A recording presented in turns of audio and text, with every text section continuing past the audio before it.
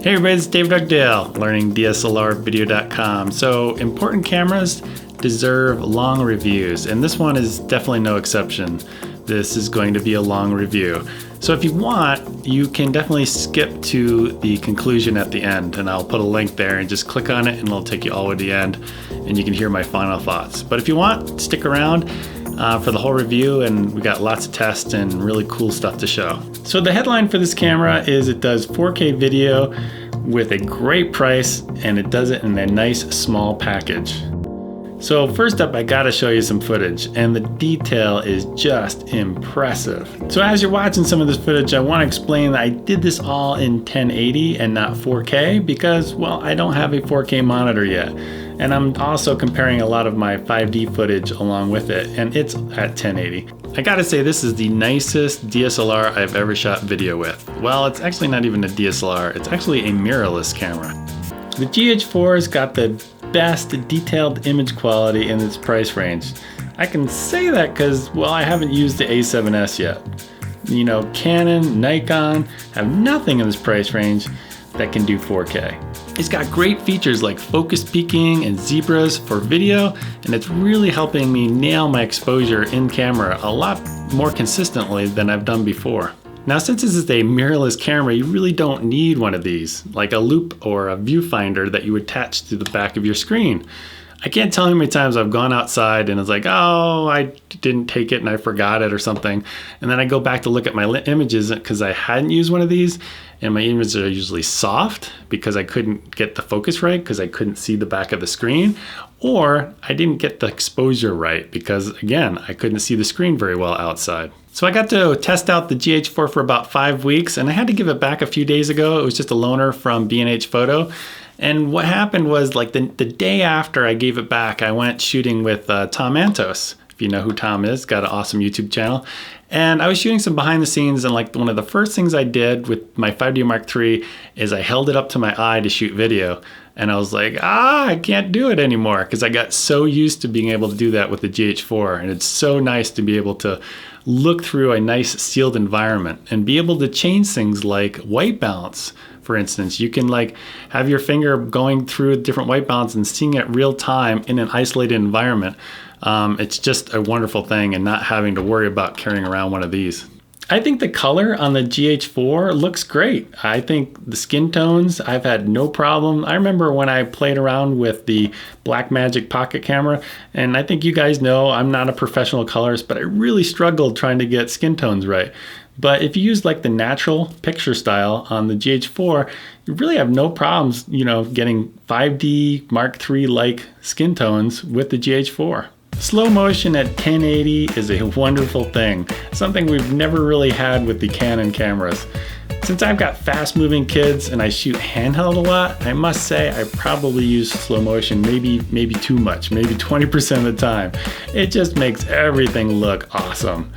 You know, if my daughter is doing a gymnastics routine and she wants some help figuring out what she's doing wrong, it's so easy to shoot at 96 frames per second and slow it down, and you can show her exactly what she's doing wrong. So I ran lots of different tests between the 5D Mark III and the GH4, and I put them side by side, and I can't tell you how many times I've went and looked at both of them, and I'm looking at the 5D Mark III and it's like, damn, did I like totally blow it on the focus there? Because it looks so soft and so out of focus when you put it right next to the GH4, but I'm like, nope. I'd retest it and do it again. I'm like, I get the same exact result. And each one of those tests, I had that same experience, like, oh, I think I got it out of focus. My guess is the 5D was really never a true 1080 camera. It was probably something between a 720 and 1080 camera. Whereas when we have the 4K image from the GH4 and you downsample it to 1080 like we're doing here, it just looks amazing. There's so much detail. I'm not talking about sharpness. I'm talking about just pure detail. Like when you zoom way in, you can see everything very clearly. So let's take a look at one of the tests. The GH4 is on the left and the 5D Mark III is on the right. And again, I've downsampled everything from 4K to 1080. And as you can see, if you're watching this at 1080, if you're watching on an iPhone, you might be able to see it, but there's just so much more detail in the 4K image. All right, next up what I wanted to do is compare the GH4 at 1080 to the 5D Mark III at 1080.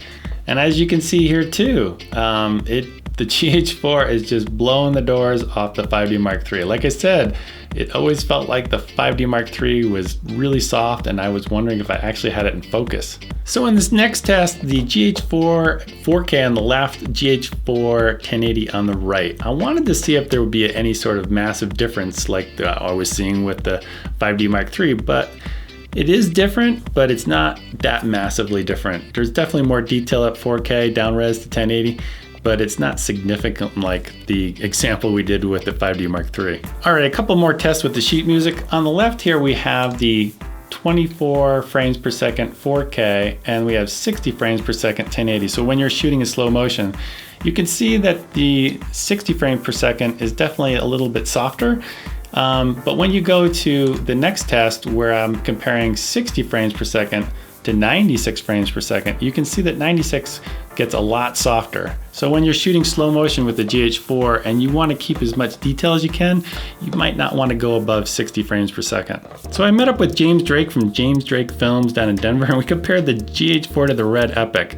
Now, before you guys get all mad at me, these are tests that James wanted to do. He wanted to see, you know, in terms of motion blur, so we were doing a lot of sports type stuff with these skateboarders, as well as just detail. He wanted to see if the GH4 would be a good fit in his Red Epic kit. And can you tell which one's which? You know, we're gonna zoom in here in a second, and you'll see that in terms of detail, they're pretty close.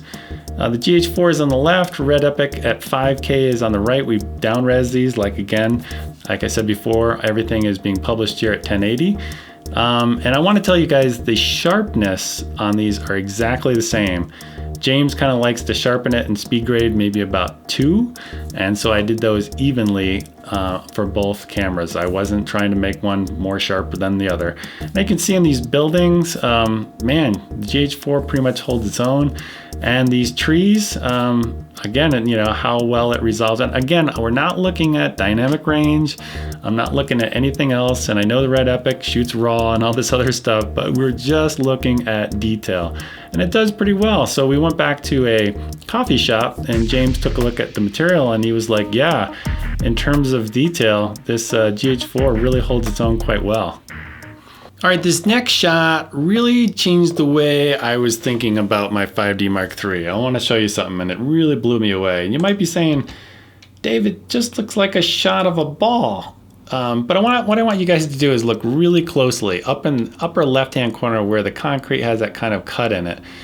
What I want you to look at is, see how the GH4, these are both shot at f/16. See how the GH4, everything's in focus. You know, you can see all the fine parts of the concrete, whereas the 5D Mark III, just a few feet away, it's already getting soft, and that's f/16. And I always kind of thought that, well, if f/16, pretty much everything's in focus.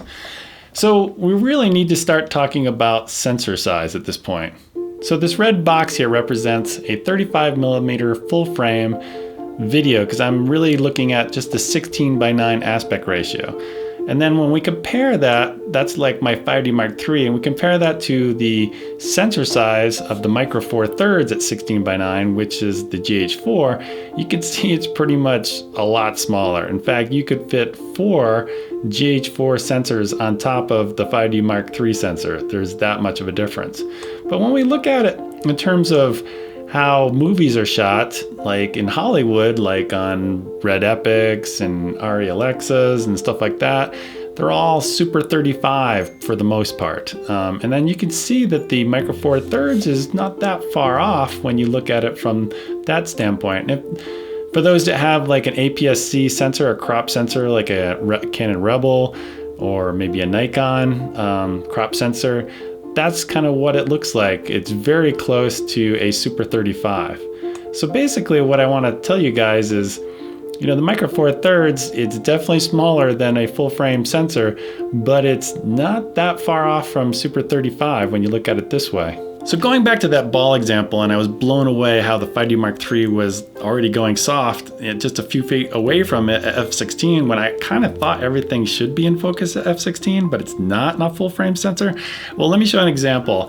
So I was at my daughter's gymnastics meet. Here's the 5D Mark III on the bottom, GH4 on the top, and I'm focusing at the end of the balance beam. Here's the 5D Mark III at f3.2 and it's all soft. And I'm focused at the end so I can do the dismount. Here it goes. Right now it's in focus, right there for the dismount. Now here's the GH4. The whole thing's in focus, the whole balance beam. That's just crazy. So for me, this is a wonderful tool, having a small sensor, especially in an environment like that where it's like, I want the whole thing to be in focus. Next up, I want to talk about lenses and how it relates to the smaller sensor size of the GH4, because it was a big learning experience for me. So here is on the left-hand side is the Panasonic GH4 bag with pretty much all of the very similar focal length zooms that I have in my 5D Mark III bag on the right. For instance, what's mounted on the camera for the 5D Mark III is a 24-70. Well, there's a 2x crop that you have to take account on the Micro Four Thirds. So if you have a 12-35 on the Panasonic side, you basically double it, which turns into a 24-70. So what I want to tell you is, don't be thinking just because it says it's 24-70 equivalent and it's a 2.8 constant that these lenses are exactly the same, and oh, isn't it wonderful that the Panasonic lenses are smaller and lighter, which they are, which is awesome. But what you really need to pay attention to is they're not quite the same. They're different in terms of the depth of field. Okay, next up we've got one of my girl's dolls that looks a little creepy here, but she'll do for this test. And what I want to say first is these are both at the same distance. The GH4 is on the left and the 5D Mark III is on the right. So kind of in an interview situation where you have these bokeh balls, we're just going to use as kind of a comparison to figure out what matches what in terms of depth of field. So as you can see on the right hand side, I'm changing the aperture to increasing it until I get the bokeh balls to be about the same size as the GH4. And as you can see, once I get to about 5.6 is pretty much where the GH4 matches the 5D Mark III. So 5.6 in the 5D Mark III is like 2.8 on a Micro Four Thirds sensor, at least from the test that I've done. So some of you might be thinking, wow, there's a big difference in terms of depth of field. So let's look at it a little bit closer here. So on the left, we've got the Panasonic at 12-35, and they're both equal focal distance. So we got 35 millimeters on the left, 70 on the right, because again, we're doubling it. They're both at f2.8. And as you can see, there's a big difference in size between these two. So what I'm gonna do next is go to the next test where I said, okay, what if I wanted to match the same size? But what I had to do in this case, still shooting at f2.8, is I had to triple my distance to get the same size bokeh balls, and I had to use a different lens, the 35-100, and I shot it at 100, which is again like a 200 millimeter on a full frame sensor. But what you'll notice is the compression has totally changed in the background in terms of where the bokeh balls are located. So a lot of situations where you're doing an interview, you might be only have 8 feet away from the subject. Because a lot of times when I do an interview, and I'm doing it all myself, I've got 2 cameras and I'm sitting right next to the cameras basically, so I can have my headphones on and I'm about 6 to 8 feet from the person I'm interviewing. Well, if you're gonna triple that, 8 times 3, you might be running to the outside wall. You might be outside, you know, when do you have that much room to be able to get that same type of depth of field? So to me, that's not really a good solution. So there is a solution out there, and it's called the Metabones Speed Booster. And right there, I've got it configured with the 35 millimeter 1.4 Sigma lens. So basically what the adapter does is it gives you 2 different things. One is it gives you more light. So basically you can shoot at a lower ISO, which is kind of nice. And it also gives you more shallow depth of field. So let me show you some tests that I ran. So this first one is the GH4 on the left, 5D Mark III on the right. So we got micro four thirds on the left, full frame on the right. So the Sigma Art Series on the left at 1.4 with the speed booster wide open. You can see the bokeh balls are a little out of shape. We're going to deal with that in just a second. And on the right hand side, we're shooting at f2.8. And you can see the bokeh balls are pretty well matched. So let me show you something here. So when I take the Panasonic GH4 with the speed booster and I reduce that speed booster just a little bit, you can see I get rid of that kind of onion shape and make it more of a concentric circle. And it also pretty much matches. So if you're looking for that same look that you get at f2.8 that you know so well on a full frame, you can definitely get it. You're just gonna have to shoot with a speed booster at 1.4. So next up, I was kind of curious, with a speed booster on the GH4, could I get somewhat close to a Super 35 where like all the Hollywood films are using like the Red Epic? So my friend James Drake came over with his Red Epic, and we're both shooting these at 35 millimeters, 1.4, GH4 with a speed booster on the left, Red Epic on the right. And as you can see, if you look at the bokeh balls in the background of the Christmas lights, you can see they're very similar. Maybe the Red Epic's a little bit bigger, and they both have a similar feel in terms of the depth of field. So I think you can get pretty darn close. And really when it comes down to it, here's a couple of close-ups. Really when it comes down to it, if you're pretty close and if it's good enough for Hollywood, do you really need a full frame? And that's kind of what I'm thinking now, is maybe all these years I've been struggling with focus on a full frame sensor when I really didn't need to. I should have been shooting more like an APS-C or a Super 35. Would have been a lot easier to focus things than trying to do it with a full frame at 1.4. Now I know I showed examples before where it looked like everything was in focus with the GH4, but you can use just the regular lenses it comes with, like the 12 to 35, and you can get really shallow depth of field, as we see here. Just shooting at f2.8, you can get that really nice look without a speed booster, which is great because these lenses are so small, they're so lightweight, just fantastic. They fit in your camera bag like nothing. All right, next up is high ISO test, low light. Before you skip this whole section, there's actually a surprise at the end. You might be thinking that the 5D Mark III does awesome, and it does. So 5D Mark III is on the right-hand side, Panasonic GH4. This is right now at 3200. Again, I'm actually using 1080 here as an example instead of 4K. Because what I found is if you do 4K and you downsample to 1080 on the GH4, you'll actually get cleaner noise. But I wanted to run through these tests anyway, so you can kind of see what it looks like at 1080.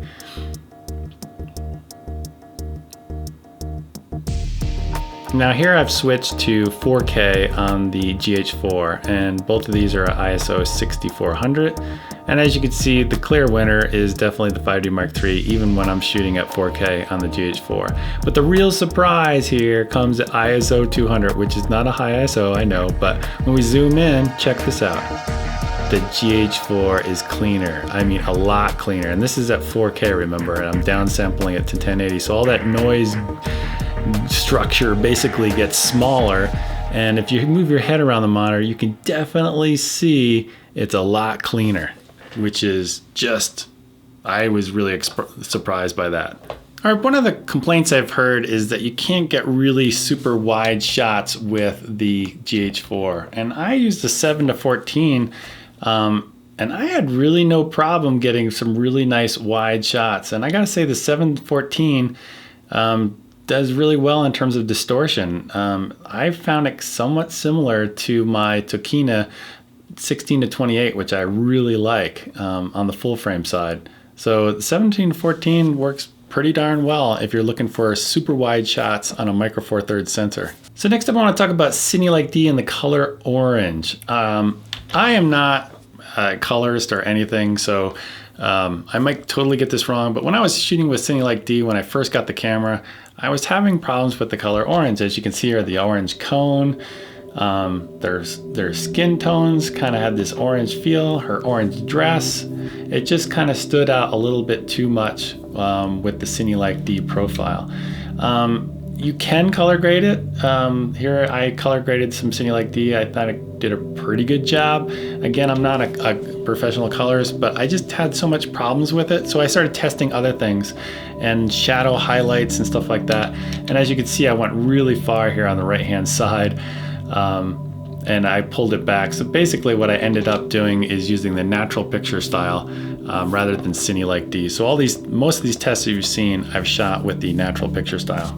And here's just a quick example. I was trying to match the 5D Mark III, and I think I came pretty close with the Panasonic GH4 in terms of color and contrast. So next up, I want to talk about dynamic range. It could be measured a lot of different ways. I'm not doing it in any sort of scientific way, but the way I had the camera set up with a natural picture style, neutral on the Canon 5D Mark III, is it looked like the GH4 had more dynamic range, at least the test I ran. And I know some labs have done some tests saying that the GH4 actually had about a stop more dynamic range. But on a dappled lighting situation like this, it does great. The real question is the A7S. That's probably the one that's gonna have really good dynamic range. So here's a test real quick. Both of these are the GH4, one at 4K and one at 1080. And I found that the GH4 had slightly more dynamic range in terms of the highlights when I shot it at 4K rather than 1080. So next up, I wanted to see how far I could push the image in post in terms of a blue sky gradient. So let me show you an example. Here's the iPhone, and you can see how much banding is going on, and I've increased the contrast and the saturation 100% each. Now when we look at the GH4 on the left, the 5D Mark III with the same exact settings that we had banding, you can see the GH4 does pretty well, and the 5D Mark III has ever so slightly, if you can see it, that little banding on the right, that little curve there. Next up, this one really surprised me. Which one is the cleanest? These are all GH4. 4K on the left, got 200 megabits in the middle, and then you got 100 megabits with 96 frames per second on the right. And that one was the cleanest. Not sure why, but if you're looking for the cleanest Kodak in terms of color, that looked to be the one. Again, I am not a professional colorist at all. This is probably where you could say I know enough to be dangerous. I also ran some green screen tests, as you can see here, and you would think that the 4K would have an advantage, but I didn't see that much of a difference. They're both 8-bit color because, again, I'm not using the brick. There's no external recorder that takes the 4K image yet. Like the Shogun is going to come out in probably the fall, I'm guessing. So I didn't really have a chance to look at 10-bit color. I was just looking at 8-bit color, and it seemed to perform about the same as the 5D Mark III in terms of keying green screen. The next test I'd had was dealt with motion blur, because my friend Luke Newman Films, said he saw some weird things with the GH4 in regards to his red epic. So I took a lot of different tests, and right here I'm going to show a comparison between the 5D Mark III on the right and the GH4 on the left. And when I stop it, I think they both look pretty darn similar in terms of motion blur. But when we looked at the red epic versus the GH4, red epic on the right, and we freeze the frame, you can see there's more motion blur from the GH4 than there is to the red epic. Not sure why. And we double checked, James and I were looking to make sure we had the same shutter angle, or in this case it was shutter speed. All right, I think we're finally getting to the point where we're finally getting rid of aliasing amore. On his telephone line, this is the GH4 by the way, I'm not seeing any sort of aliasing. The Canon cameras would all have very stair-steppy type stuff going on with the power line, and this building looks great. That fence in the background looks fantastic. It's nice and clean. So you might be thinking, well, the 5D Mark III has an anti-aliasing filter in it. Well, if you look here, I did a corporate video with the 5D Mark III recently, and if we zoom in on a shirt, what do we have? Yes, moire patterns. So you can still get aliasing amore on the 5D Mark III. It's just so nice not to have it on the GH4. It just cleans up the image. I mean, there's the obvious stuff that you saw on a shirt, but things like in the leaves of the trees and stuff like that, once you get rid of it, it just cleans up the image so much more. All right, next up, we took the road and going about 65 miles an hour here. I'm doing this in 4K on the GH4 on the right.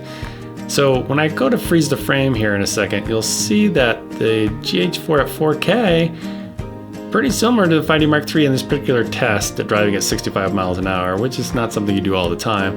I will say that when you bump the camera, or in this case, if you pan quickly, let me show you. Here, we'll play that one again. You'll get rolling shutter. Or if you bump the camera, like I do here, you'll get rolling shutter. You'll just see that kind of wobble effect. So I met up with my friend James with the Red Epic again, and we looked at rolling shutter.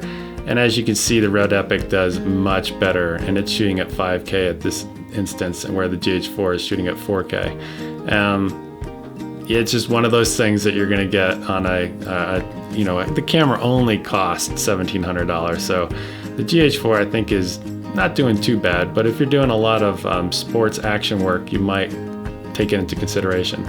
The next thing I wanted to show you is this difference between the electronic shutter on the GH4 for stills. This has nothing to do with video, this is only stills. You can see there's a 30-degree angle going on at 65 miles an hour, whereas the mechanical shutter, it's straight up and down. So just so you guys know, if you're gonna do some sort of time lapse where there's a lot of motion in the frame, you might definitely want to use the mechanical shutter. So when I met up with Hallie O'Brien, she does a lot of on-camera personality type stuff for like the Weather Channel, where she sets up a tripod herself and does all the filming herself and walks towards the camera. So I thought, let's give this a try. And as you can see, the continuous autofocus in video mode is not quite working that well. And I love this environment because you can see where it is focusing on these columns. So it doesn't do that great of a job, unfortunately. But what it does have, it has focus peaking, which Canon has never given us at this price range. And it's wonderful. As you can see, I'm focusing on the ball with all that blue. When I hit record, you can see, yeah, nailed the focus. It's just wonderful to have. So I was at a swim meet recently where, since I'm new to focus peaking, you can see this is the beginning of the day of the swim meet, and I'm doing a terrible job using the blue focus peaking.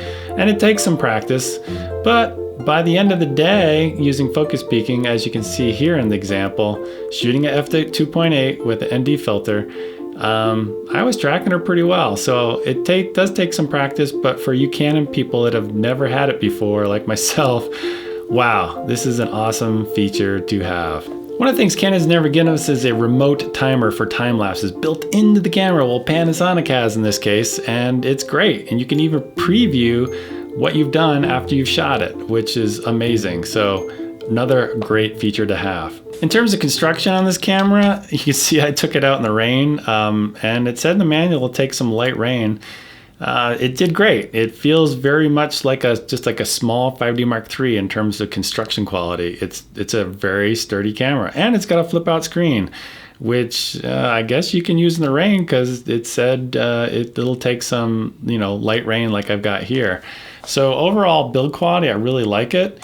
There's a few minor things, like the record button is a little bit too recessed, like you can see here. If it was raised a little bit more, at the very end of your clips, you wouldn't have this abrupt movement from your hand pressing in on it. So acquiring in 4K and then publishing at 1080 is just an awesome thing, and I'm already getting used to it. And there's so many different things you can do, from interviews to whatever you want to do, pan and scan around the image. For instance, let's take a look. I was at a restaurant waiting for somebody, and I was just shooting some footage.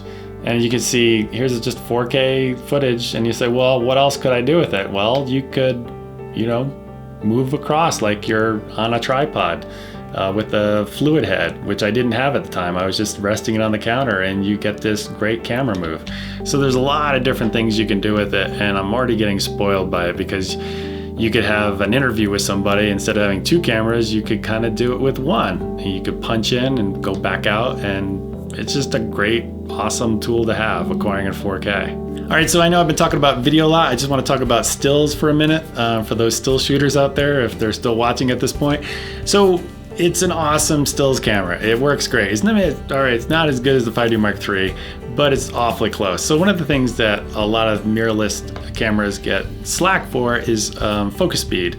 And I want to tell you, this new depth of focus, or whatever they're calling it, Panasonic calls it, with the Panasonic lens. You have to have a Panasonic lens to do this, but it's lightning fast.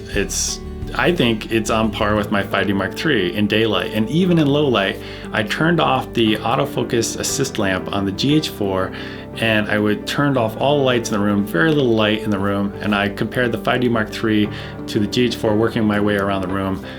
and they're about the same. I think, you know, it just keeps up tremendously well. So if you're thinking about it being slow on focus, it's not. It's really fast. Frames per second, this thing is insane. It shoots 12 frames per second in single autofocus. But when you go to continuous autofocus, it drops down to 7.5 frames per second. And if you're using the electronic shutter, you can do a burst up to 40 frames per second if you really wanted to.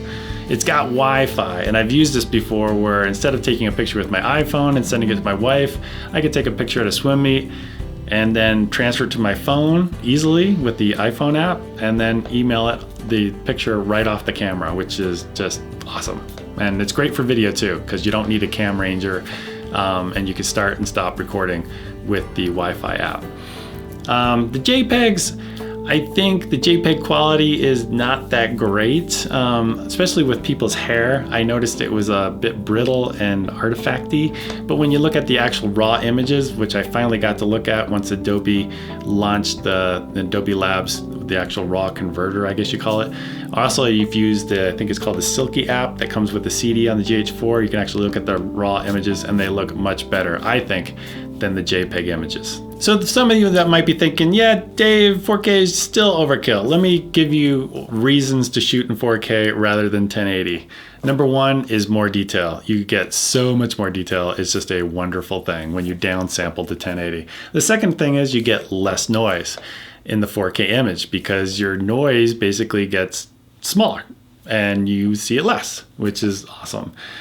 Next thing, shooting in 4K is you don't have to worry about aliasing and moire. If you're shooting at 1080, you'll have to worry about it. You'll get your image might get screwed up. You might have somebody's shirt dancing around and you might have to reshoot. It's just acquire in 4K, publish in 1080. You get slightly more dynamic range shooting in 4K than 1080. And it's weird. This next one is just, you might be thinking, well, I'll have to buy a whole bunch of hard drives and the hard drives are going to stack up because I'm shooting 4K and it's probably going to have 4 times as much information. Well, it's not. If you are shooting with a Canon 5D Mark III and you're shooting an all-I or like on a Canon 6D, the file sizes on the GH4 has kind of an IPB codec rather than all-I. I've done so many tests where I've done like 30-second clips from both cameras and I looked at them and they're like almost the exact same size. So don't worry about freaking out that you're gonna like need a whole bunch more hard drives. And the last thing is you could be so creative in post. You can pan, scan, rotate, punch in, punch out. From an editing standpoint, it's just a great tool to have. So I don't know why you would ever acquire in 1080. I would just shoot 4K all the time. All right, I know I've been real positive about this camera, this whole review, and it is an awesome camera, but there's a few things that I don't like about it, and it wouldn't be a complete review if I didn't nitpick at something. And these are kind of nitpicky items. The first one is audio. If you're using a Rode VideoMic Pro, and you're not using like the Panasonic mic it's designed for the GH4, you might hear some background kind of digital noise. Let me play it for you and you can hear what it sounds like. But again, if you're using the Panasonic DMW-MS2 shotgun microphone, you will not hear that. And I've been talking to Panasonic and I've been talking to Rode, and it sounds like they've been working together now, and they might have a solution for this maybe just after I finish this review. The next thing is the zebras. While I love having zebras and it's really helping me nail exposure, the zebras can act a little bit slow sometimes. It'll be changing, and it's like, and then it catches up. So it's a little bit slow sometimes. The next things is, the thing that really bothers me is the zebras go away when you punch the ISO button. So you want to change the ISO, all of a sudden you lose the zebras, like, hey, where'd they go? I'm using that tool, and it goes away. So hopefully they'll fix that in a firmware update. That just seemed really odd. Focus peaking, sometimes you can have too much blue or too much green and you can't see the image. Or in cases where it's really low light and the image itself is noisy because you're shooting at, let's say, 6400 and everything's peaking because it thinks the noise is something it needs to focus on for some reason. So that can be, a bad thing. The histogram. The histogram is this tiny little itty bitty thing, and I wish they would make it maybe twice as big. So when you're using like a digital calibration target and you're looking to find where center gray is, like 18% gray is in the middle of your histogram, it'd be a much more powerful tool if it was maybe twice the size. I like to do HDR sometimes, and unfortunately, the Panasonic GH4 doesn't have a way to do a 2-second timer for an auto bracket. So like you're bracketing like 5 different shots, for instance, you actually have to physically hit the shutter button, which might cause camera shake. So it'd be nice if you could do it in such a way where you could have it go 1, 2, and go da da da da da by itself, but you actually have to press it. A way around this is if you had a cable release or use a Wi-Fi iPhone app, you can definitely get around it, but it would be nice to have that feature built in. I am always very good at getting these cameras to crash, and I got the GH4 to crash 3 times within 5 weeks, which I don't know. I use the camera a lot, but that doesn't sound so good, especially if you're on a paid gig and all of a sudden it crashes, and in that clip becomes corrupt and you can't use it. So if you've been recording for like a whole minute, let's say, and it crashes on you, you have to basically pull the battery out because you can't turn it off. You have to put the battery back in, let it reset, and that file becomes corrupted. I was using slower cards than they recommend, so that might be it. That's what the Panasonic rep told me. But I've also heard about people that have used the recommended super fast card, and they've had the GH4 crash on them. And the last item I want to talk about is when you punch in like 10x, and I was comparing my 5D Mark III against the GH4 and seeing what it looked like on the screen, and it was a little disappointing. The GH4 looked a little bit soft or not as much detail or contrast as the 5D Mark III did when I punched into like set focus or exposure. What would happen would be the opposite when I bring it into my computer. Is the GH4 had a ton more, information, detail, and contrast than the 5D Mark III. So it's kind of this weird disconnect when you're looking through the viewfinder. Not as good, but when you bring in a post, it's definitely better. But it would be nice if when you punch in 10x, it would be a little bit better, but it's unfortunately not. So next up, I want to talk about M.Lantern Raw on my 5D Mark III, because some of you might be saying, Dave, why don't you just keep your camera? It's awesome. You can shoot RAW, and you can, and I've done tests on it. And I've also occasionally used it like on real estate videos where I've got clouds outside the window. I want to retain those highlights, but I want to bring out the shadows in the foreground inside the interior. In that case, it's great, but the workflow is just redunculous. It's so hard to make it work if you need a fast turnaround. So will I miss M.Lantern Raw if I get rid of my 5D Mark III? No, not really. So the next question you might ask is, well, what about the A7S? And that's a really good question. I'm going to be getting one in a couple of weeks, and I'll definitely be testing the A7S against the GH4. The A7S, the one thing I'm really interested in is the dynamic range, because it's a full frame sensor, it's a mirrorless camera, it's small and lightweight. However, when you add the full frame glass to it, it's definitely not a small, lightweight camera compared to the GH4 and its micro four thirds glass. But dynamic range could be very interesting. It might trump all the detail that I'm getting off of 4K. I might be so blown away by the A7S, I might have to buy it. And I have a feeling what'll end up happening is I'm going to buy the GH4 and the A7S, which for a lot of you guys that are just starting out, you always hear people talk about it, use the right tool for the job. Well, when you're first starting out, you don't want to hear that. You're like, well, just tell me which camera is the best, because I only have money for one camera and that's all I got. So I don't have this best tool type thing. I can't go rent a Red Epic for the weekend. Just tell me which is the best camera. So I'm trying to figure out, definitely wait until my A7S review comes out, probably in a month or so. And then you can decide whether you want to get the GH4 or the A7S, because I think those are the two hot cameras right now, and they're definitely the ones to look at.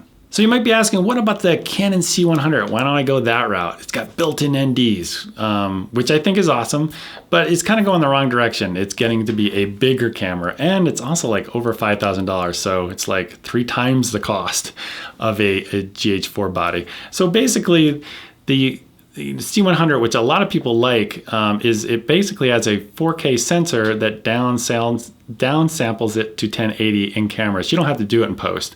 And it's a lovely image from what I hear. It's got some pitfalls like the electronic viewfinder and other things. But what a lot of people like is just the quick workflow. It doesn't have the best Kodak, apparently, from what I hear. But for me, it's just going the wrong direction, both in price and size and weight. I want to go smaller, lighter weight. You know, the GH4 with a 12-35 lens. I mean, I was carrying around Denver. I could, like, if I go somewhere and I just want to put it in my pocket, I could just take the lens apart from the body and stick it in my coat jacket. And then later I can just put it back together. And it's just, try to do that with the C100 and a 24-70 lens. It's not going to happen. All right, now it's time for the conclusion. For those people that skipped ahead, you are definitely at the right place. So what do I think? I think in terms of image detail, this thing is over the top in terms of my 5D Mark III. It just blows the doors off of it in terms of detail. It's small, it's lightweight, which means I take it more places. There's a direct correlation for me. The smaller it is, the more I'm gonna take it places. So the more I take it places, the better shots I'm gonna get. In terms of dynamic range, it's slightly better depending on how you set it up. It's a super clean image with no aliasing at 4K. And in terms of, it's got a cleaner image at ISO 200 compared to my 5D Mark III. The file sizes are comparable to my 5D. And in terms of features, you know, Canon's not giving us focus peaking or zebras. And I gotta tell you, when I'm using these tools, I'm nailing the focus more and I'm getting better exposures than I was on my 5D Mark III on a consistent basis. So I think by far this is the best run and gun stealth shooting machine out there. And it's less than $2,000. I think it's better than the Blackmagic Pocket Camera for those who are really not great at grading like I am. Also, I think if you're an indie filmmaker, and you can produce stunning work with this camera as long as you add just a little bit of light, because again, it's not going to be a low light performer like the 5D Mark III. So I don't think this is necessarily a game changer. I think that GH4 is a brand changer, a Canon brand changer, because I can think of 2 or 3 people already in the last month that have just said, all right, I'm done with Canon. I'm just putting all my eggs into the Panasonic basket. So that's pretty powerful. I would have thought a lot of people would have used it for like maybe 6 months and then transitioned their work with the new GH4, but a lot of people are going right into the GH4 and leaving Canon behind. So I want to talk about philosophy, Canon versus Panasonic. So I was at NAB a couple months back, and I went up to the Canon booth and I said, what is the next camera going to be like? Like, for instance, the Canon 5D Mark IV. Next year? Is it going to have focus peaking? Is it going to have zebras? You know, some of these things that Panasonic is giving us. And he goes, you know, no, not really. Unless the market demands it, we'll put it in, but we're going to keep all that stuff in our higher end line, the cinema line, which, you know, is like $5,000, $10,000, $15,000, $25,000 camera bodies.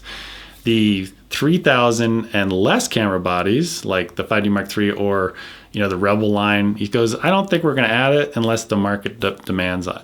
So I went over to the Panasonic booth and I asked the same question. I'm holding the GH4. I was like, oh, this looks awesome. And I said, what is the GH5 going to look like? Are we going to have even more features like false color, for instance? And they're like, yeah, we want to do all these things. We want to, you know, push the limit and really add as much features as we can in these hybrid cameras. So those two philosophies are very different in terms of this price range. I'm not saying like the C100 is a bad camera. I'm just saying it's not for me. It's too big, it's too expensive. I'm talking about these smaller, stealthier cameras that you can shoot video and stills with. Canon doesn't seem to want to support us in terms of video, whereas Panasonic and Sony do. I'm probably going to totally eat my words on this one because you know what's going to happen. With my luck, like the day after I sell all my Canon stuff, they're going to come out with the Canon 7D Mark II that's been rumored for years, and it's going to have 4K, and it's going to have a Super 35 sensor, it's going to have no aliasing or moire, and it's going to cost less than $2,000. And then I'll be like, oh, I totally made the wrong decision. But is that really going to happen? Is Canon actually going to cannibalize their 1DC that costs 10 grand that basically does everything I just described? I don't think so. So I think I'm pretty safe in getting rid of all my Canon gear once I buy these two other cameras. All right, I realize a lot of people that follow me probably have Canon cameras and might even have bought a Canon camera because of some of my reviews. Should you sell your stuff and go to the Panasonic or Sony?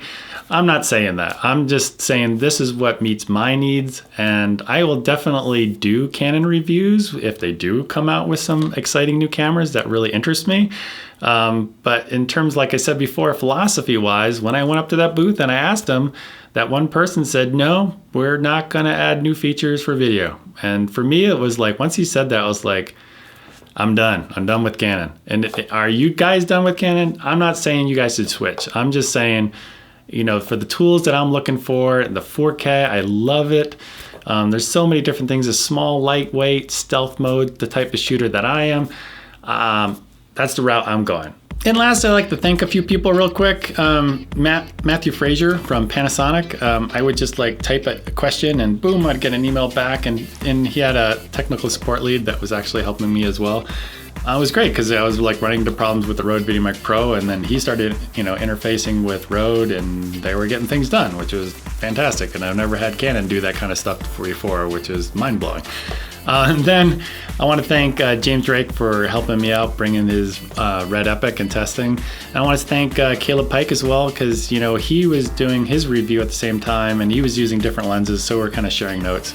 So that's pretty much it. I know it's a really long review. These reviews take a long time. If you want to help support in what I do, and you want to buy the GH4, definitely use one of the links that I have below, and it'll take you to B&H, and it helps support all the stuff that I do here. All right, talk to you guys later. Bye.